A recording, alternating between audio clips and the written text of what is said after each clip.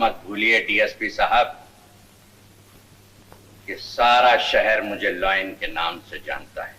सफेद कपड़ा पहनने वाला बॉलीवुड का एक ऐसा विलन जिनके आगे कोई भी हीरो टिक नहीं पाया। मैं यही सोच रहा था कि अगर रंजीत सरकारी गवाह बन जाए तो कितने साल की होगी। एक ऐसी बेरीटोन आवाज वाला खलनायक जिसने फिल्मों में विलन की इमेज को ही बदल कर रख दिया। इसका मतलब यह है कि वो हमारी हर चाल से वाकिफ है, इससे पहले कि वो कोई और कदम उठाए। माइक, इस जगह के हर निशान को जला दो।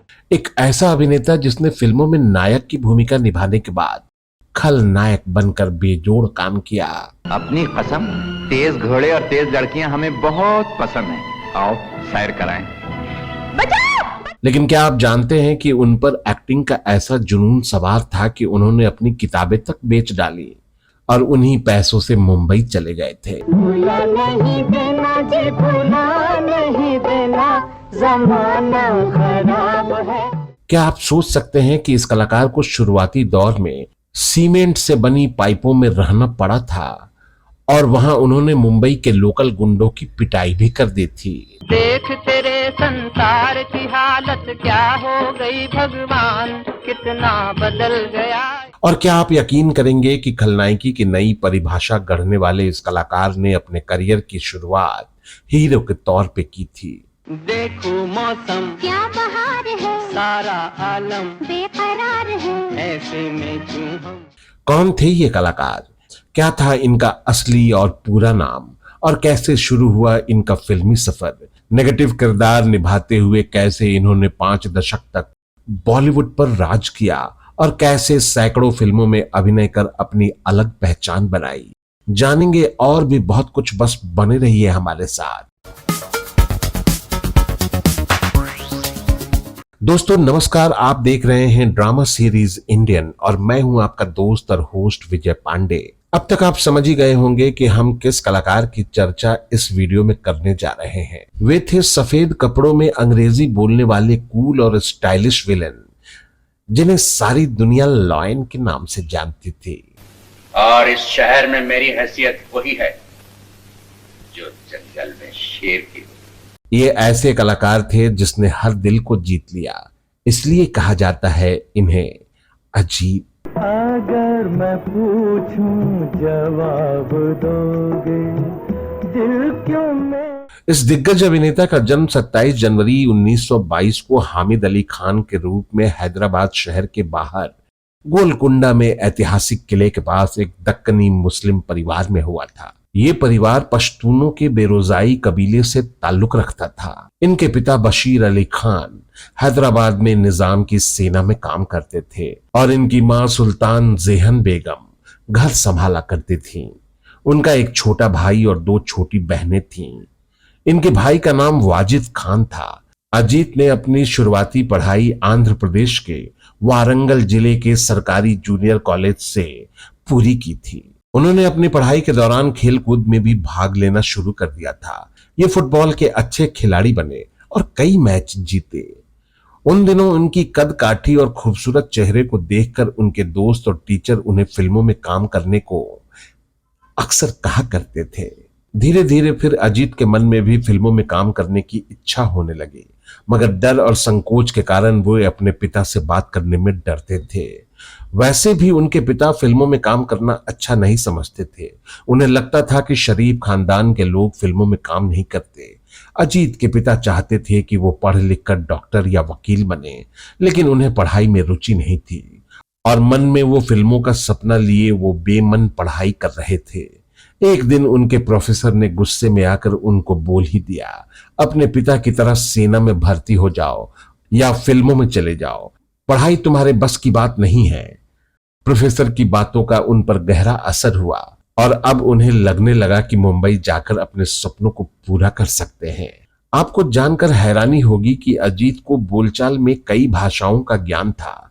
उन्हें तेलुगु, तमिल, हिंदी, अरबी और फारसी आदि बोलने आती थी। यहाँ ये बात भी गौरतलब है कि अजीत जिस कॉलेज में पढ़ा करते थे उसी कॉलेज में उनके सीनियर रहे पीवी नरसिम्हा राव, जो आगे चलकर भारत के प्रधानमंत्री बने थे। बहरहाल अजीत ने अपने सपनों को पूरा करने की ठान रखी थी और ऐसे में काम आई कॉलेज की किताबें। उन्होंने 113 रुपए में उन्हें बेच दिया और बिना किसी को बताए मुंबई चले गए। जब वो मुंबई पहुंचे तो वहां की चकाचौंध भरी दुनिया से मुखातिब हुए। उनका सिर चकरा गया क्योंकि यह दुनिया उनके सपनों से बिल्कुल अलग थी। यहां आकर इन्होंने लोगों से पूछ पूछ कर इकट्ठा किए फिल्म निर्देशकों के ऑफिस, एड्रेसेस और उनसे मिलने जाने लगे। इस तरह उन्हें निर्देशकों के चक्कर लगाने पड़े थे। अब उनके पैसे भी धीरे धीरे खत्म हो रहे थे। उन्हें खाने से लेकर रहने तक की दिक्कतें थीं। उन दिनों मोहम्मद अली रोड पर कुछ बड़े बड़े सीमेंट के पाइपों में गरीब लोग रहा करते थे और वहीं पर अजीत का भी ठिकाना बन गया। हालांकि अभी भी दिक्कतें कम नहीं हो रही थीं। लोकल गुंडे अक्सर वहां हफ्ता वसूली करते थे। एक दिन उनका सामना अजीत से हुआ और वो हफ्ता मांगने लगे। दरअसल जो उन्हें पैसे नहीं देता था, गुंडे उन्हें पीट कर वहां से निकाल देते थे। ये सब देखकर अजीत को गुस्सा आ गया और उन्होंने बदमाशों की जबरदस्त पिटाई कर दी। ये एक ऐसी घटना थी दोस्तों जिससे वहां पर रह रहे लोगों के बीच अजीत की काफी इज्जत बढ़ गई और लोग उन्हें अक्सर चाय पिलाने लगे और खाना खिलाने लगे। कठिन संघर्ष के बाद आखिरकार वो दिन भी आया जिसका अजीत को इंतजार था। साल था 1945 और उन्हें जूनियर आर्टिस्ट के तौर पर काम मिलना शुरू हो गया। अजीत की पहली फिल्म का नाम था कुरुक्षेत्र, जिसके हीरो थे केएल सहगल। उस वक्त उन्हें फिल्मों में काम करने के 3 या 6 रुपए मिला करते थे। जल्दी ही अपने पर्सनालिटी और दमदार आवाज के चलते वो तीसरे रो से पहली लाइन में आ गए, यानी जूनियर आर्टिस्ट से सीधा हीरो की कतार में। दरअसल एक दिन अजीत की मुलाकात हो गई फिल्म निर्देशक प्रफुल्ल रॉय से। तब उन्होंने अपनी कुछ लो बजट की फिल्मों में उन्हें लीड रोल दिया और उन्हीं दिनों उनकी मुलाकात फिल्म स्टूडियो में गोविंद राम सेठी से हो गई, जिन्होंने अजीत को एक्शन फिल्मों में काम दिलवाया। और कहा जाता है कि गोविंद राम सेठी इनके जीवन में फरिश्ता बनकर आए। उन्होंने ही इनको विष्णु सिनेटोन नामक फिल्म कंपनी से मिलवाया। इस फिल्म कंपनी की धार्मिक फिल्में उन दिनों बड़ी मशहूर हुआ करती थी। दोस्तों, विष्णु सिनेटोन कंपनी वाले अब एक एक्शन फिल्म बनाने की सोच रहे थे। जब वो अजीत से मिले तो उनकी पर्सनैलिटी से बहुत ही प्रभावित हुए और अपनी एक्शन फिल्म में उन्हें बतौर हीरो साइन कर लिया। इस तरह उनको अपने करियर का पहला रोल मिला 1946 में रिलीज हुई फिल्म शाहे मिस्र। मगर अभी तक फिल्मों में इनका नाम हामिद अली खान ही था।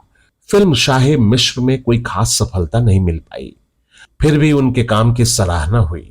उनका हामिद अली खान नाम काफी लंबा लग रहा था, लोगों की जुबान पर नहीं चढ़ पा रहा था। इसलिए उस वक्त के फिल्म मेकर के अमरनाथ ने उन्हें नाम छोटा करने की सलाह दी। उनको इस काम में सहायता की जाने माने फिल्म निर्माता और निर्देशक महेश भट्ट के पिता नाना भाई भट्ट ने। उन्होंने इनसे कहा कि तुम्हारी कद काठी और पर्सनालिटी को देखकर लगता है कि तुम्हें कोई जीत नहीं सकता, इसलिए तुम अपना नाम अजीत क्यों नहीं रख लेते। अजीत की पहली फिल्म भले ही ना चली, मगर उनकी अलग आवाज और दमदार अभिनय क्षमता से उनके पास अब फिल्मों की लाइन लगने लगी थी। इन फिल्मों में साल 1947 से लेकर साल 1950 तक बहुत सी फिल्में रिलीज हुई, जैसे मेहंदी, रिफ्यूजी, हातिम ताई, सोने की चिड़िया, आप बीती, चंदा की चांदनी, पतंगा, जीवन साथी और बेकसूर। अजी ये इश्क देखिए क्या दिन दिखाने वाला है, जरूर कोई नया गुल खिलाने वाला है। अजीत ने उस समय बड़ी बड़ी अभिनेत्रियों के साथ भी काम किया। फिल्म मेहंदी में वो नरगिस के साथ, फिल्म आप बीती में खुर्शीद बेगम के साथ और के अमरनाथ की फिल्म बेकसूर में मधुबाला के साथ हीरो बनकर काम किया। लो ये रुपए, ये मैंने माँ की आंखों के ऑपरेशन के लिए रखे थे। लाओ इनसे अपने लिए जेवर, खरीदो इनसे अपने लिए अंगूठियां। दोस्तों, ये फिल्म हिट साबित हुई और फिर साल 1951 में इनकी 4 फिल्में रिलीज हुई, जिनका नाम ढोलक, सरकार, सैया और दमन। इन सब फिल्मों में वो अभिनेत्री मीना, कुक्कू, मधुबाला और निगार सुल्ताना आदि टॉप की अदाकाराओं के साथ लीड रोल में नजर आए। इतनी फिल्में करने के बाद भी अजित की किस्मत ने उतना साथ नहीं दिया जितने की उन्हें उम्मीद थी। कई फिल्में फ्लॉप रहीं और कुछ ही फिल्में सफल रहीं, जैसे ढोलक, साल 1954 की फिल्म नास्तिक, साल 1955 की फिल्म बारादरी और साल 1957 की फिल्म बड़ा भाई। ये सभी फिल्में सफल रही थीं। नहीं, या तो तुम अभी मेरी दुल्हन बनोगी वरना मेरी शादी मौत से होगी। साल 1953 की फिल्म नास्तिक में वो देख तेरे संसार की हालत क्या हो गई भगवान गीत अजित पर ही फिल्माया गया था। कितना बदल गया इंसान, कितना बदल गया इंसान। इस फिल्म को IS जौहर ने निर्देशित किया था और फिल्म में अजित के साथ अभिनेत्री नलिनी जयवंत मुख्य भूमिका में थी। गाना बजाए बंसरी और ग्वाले बजाए मंजीरे को गोपियां। अजित अब ज्यादा परेशान रहने लगे थे क्योंकि इन्हें फिल्में तो मिल रही थीं मगर फिल्मों को सफलता नहीं मिल रही थी। अजित ने एक बार अपने इंटरव्यू में खुद बताया था कि अगर आपकी फिल्में सिल्वर जुबली होती हैं तो आप सफल अभिनेता माने जाओगे, लेकिन फिल्में नहीं चल पाए तो आपका अभिनय कितना भी दमदार क्यों ना हो, लोग आपको नकार देते हैं।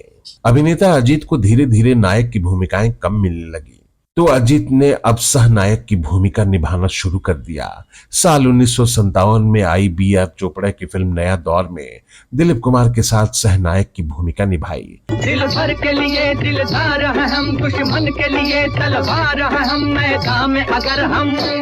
साल 1960 की फिल्म मुगले आजम में भी अजित दिलीप कुमार के साथ नजर आए। उन्होंने दुर्जन सिंह का ऐसा किरदार निभाया कि लोग आज भी याद रखते हैं।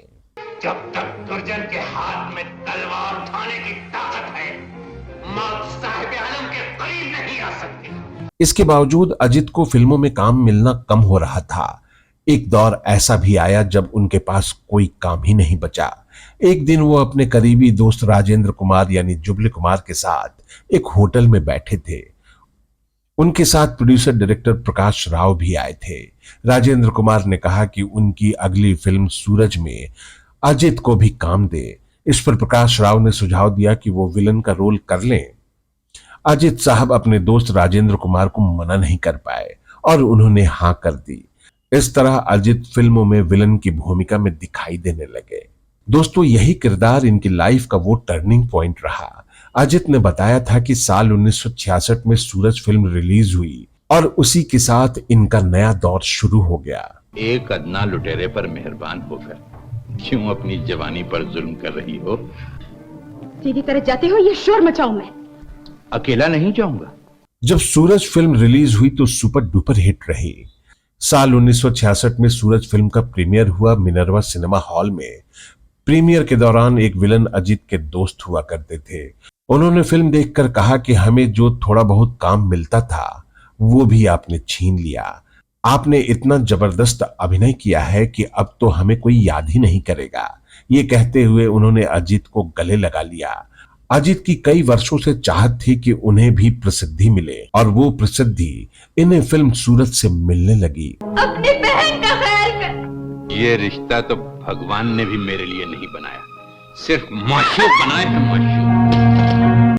इसके बाद कई फिल्में आई दोस्तों, जैसे साल 1968 की फिल्म राजा और रंग, साल 1969 की फिल्म प्रिंस और आदमी और इंसान, साल 1970 की फिल्म जीवन मृत्यु व धरती और फिल्म हीर रांझा, साल 1971 की फिल्म पतंगा, पराया धन, साल 1973 की फिल्म सुल्ताना डाकू आदि प्रमुख थे।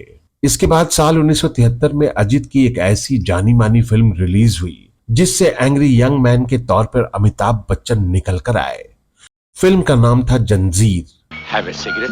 थैंक यू, मैं सिगरेट नहीं पीता।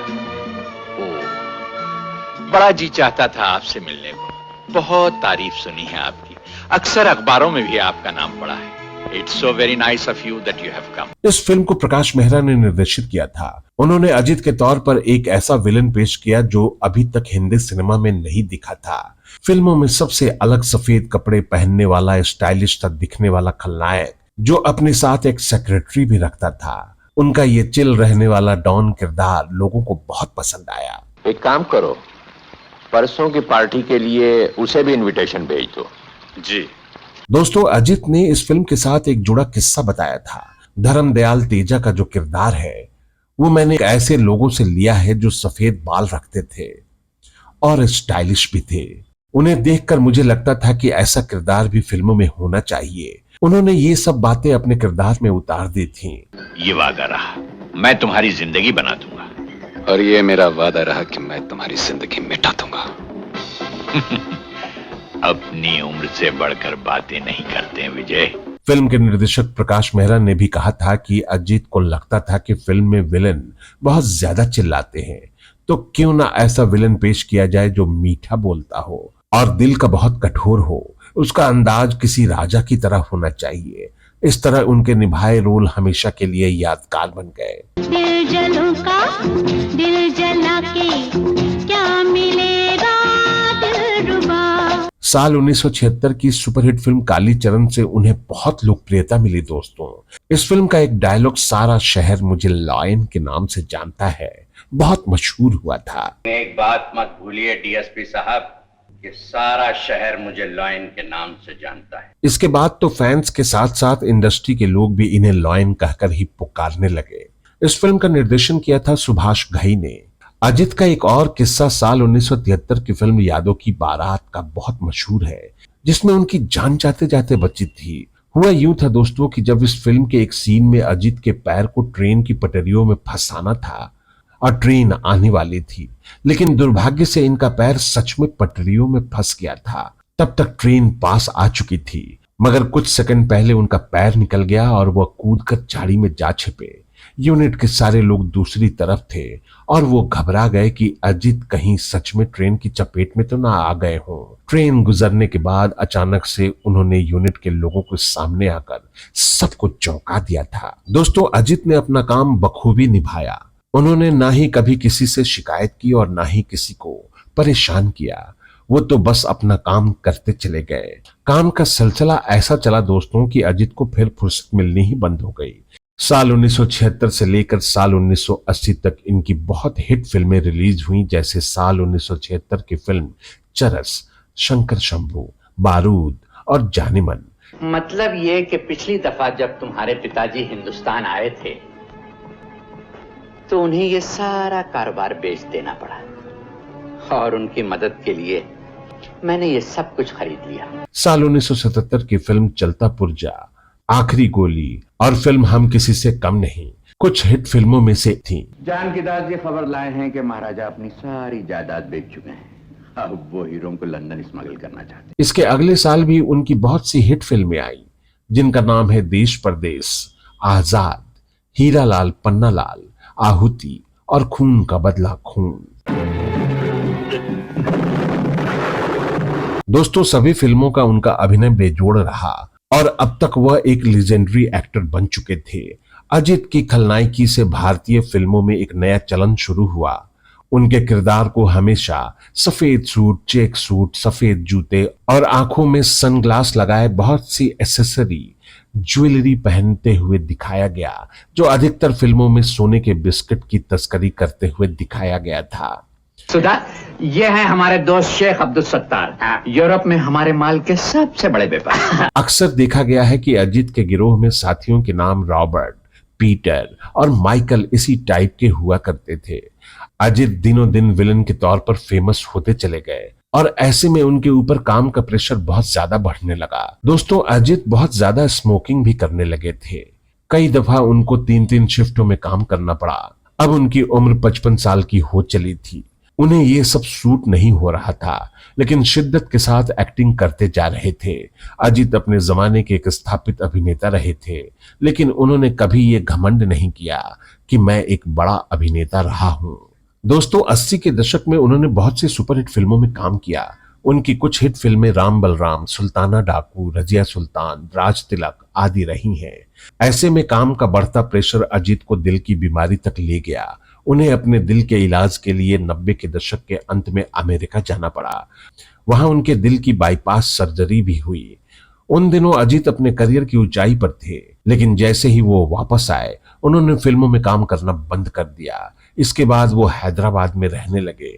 उन्होंने हमेशा मीडिया को शुक्रिया कहा। वे कहते थे कि मीडिया ने ही उन्हें फेमस बनाया है। दोस्तों, 90 के दशक में उन्होंने दोबारा फिल्मों में वापसी करने का फैसला किया। उन्होंने साल 1992 में अजय देवगन की फिल्म जिगर में बाबा ठाकुर का किरदार निभाया, जो खासा यादगार रहा।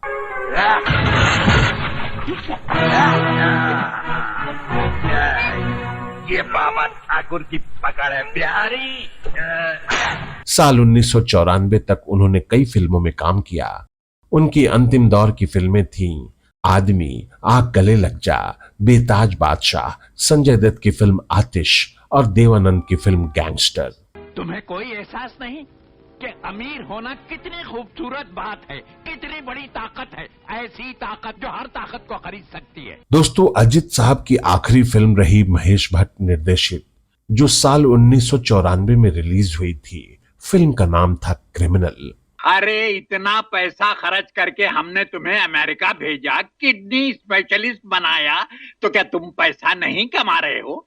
मगर कुछ नहीं, तुम भी कमा रहे हो, सब कमा रहे हैं, हम भी कमा रहे हैं। दोस्तों, अजित ये वो खतरनाक आवाज थी जिसके लिए वो सबसे प्रसिद्ध थे।